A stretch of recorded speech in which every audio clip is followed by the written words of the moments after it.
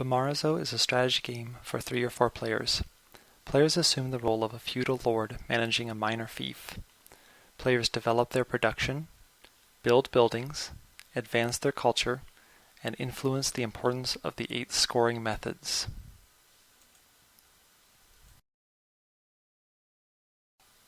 The primary play mechanics are worker placement and upgradable player powers. Players start with 2 or 3 workers that can be used to collect resources or visit the shrine cards. These cards are where most of the actions are, and they allow building new buildings, upgrading production, and influencing scoring. There are 3 resources to collect: food, coin, and wine. All of these resources can be produced directly by the player's cities, by developed buildings, and collected by the workers. These resources are needed when a worker activates a shrine. Players also collect development cards, which can be played and upgraded by visiting the shrine with the matching building type.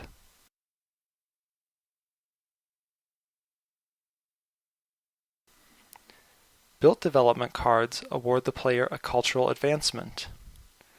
Upgraded development cards award more culture and either extra production or a special ability. Players can upgrade their city production once for free at the start of the game and by visiting one of the shrines. Cities produce resources and development cards at the start of each of the 8 rounds in the game. Upgrading the city is the only way to get extra workers.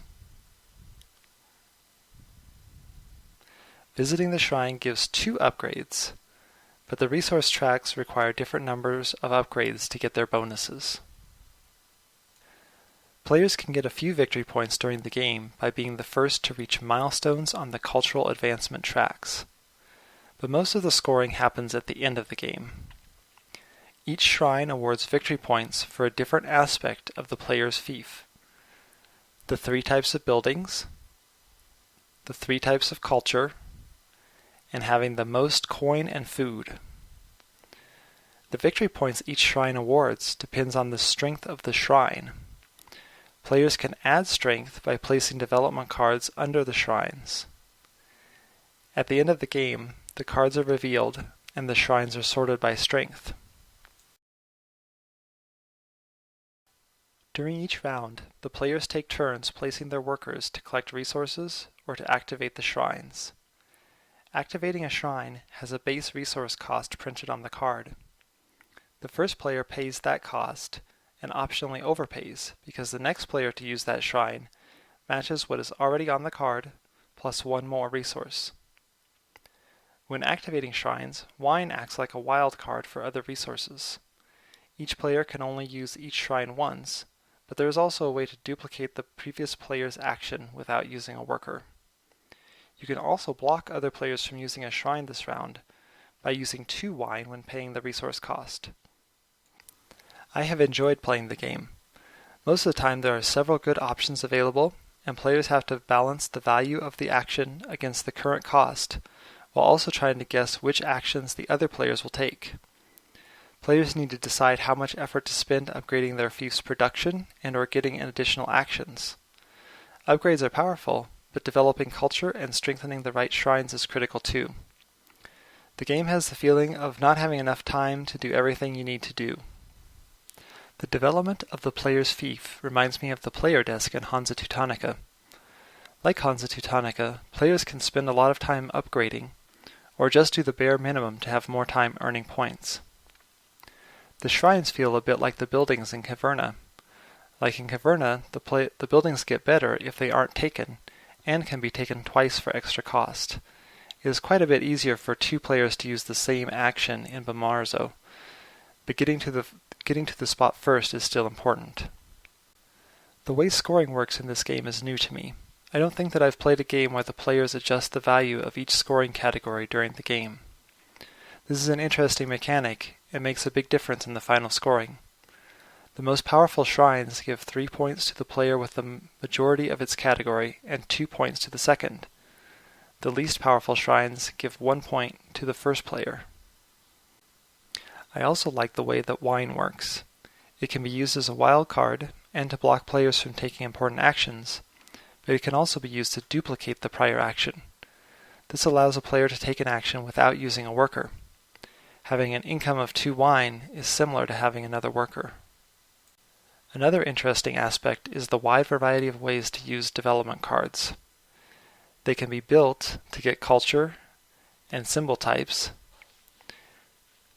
Then they can be optionally upgraded to provide the building type, more culture, and a special ability or extra production, but at the loss of the symbol. They can also be spent directly to increase culture,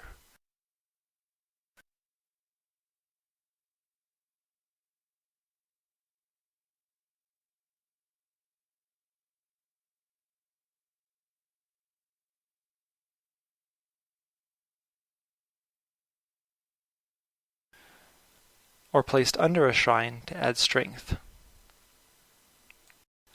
Another interesting mechanic is introduced by the Orko Shrine, which allows a player to take all resources of one type from another shrine, or one resource from each other shrine. This is interesting because it can be the best way to get resources for the player who activates Orko, but it also makes taking a second or third action on the affected shrines easier. A player can go on Orko explicitly to make it easier for themselves to play on a popular shrine, but it can also backfire by making it easier for another player. There seem to be many different paths to victory, and it seems to be important to adjust your play to the cards that you get and what your opponents are doing. There are also some things about the game that I don't like. The cost of taking action the third time is the sum of what the first and second players paid plus 1. This is often prohibitively expensive and makes the third action dramatically more expensive than the first and second. For example, to build a building, the first action costs 3, the second costs 4, and the third costs 8. The first 2 resources, food and coins, are just 2 types of the same thing. Some shrines cost food, some cost coin, some are a mix, but you really have to produce and collect both types, and one is not better than the other for different strategies.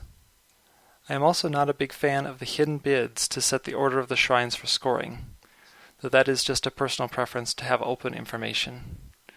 With the unknown values of each scoring type and the importance of second place for the top categories, it is difficult to have a good feeling for which categories to work on.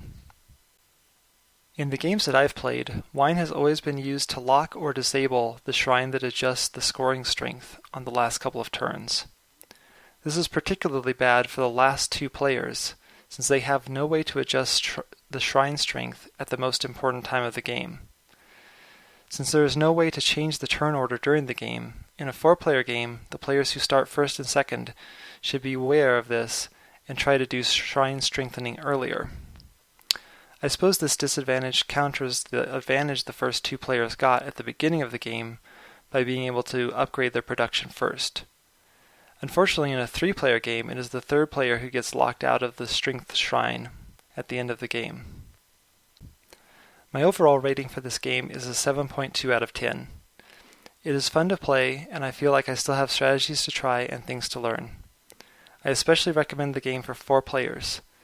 The game feels like it was balanced for 4 players, and it doesn't take any longer to play because the players start with fewer workers in a 4-player game.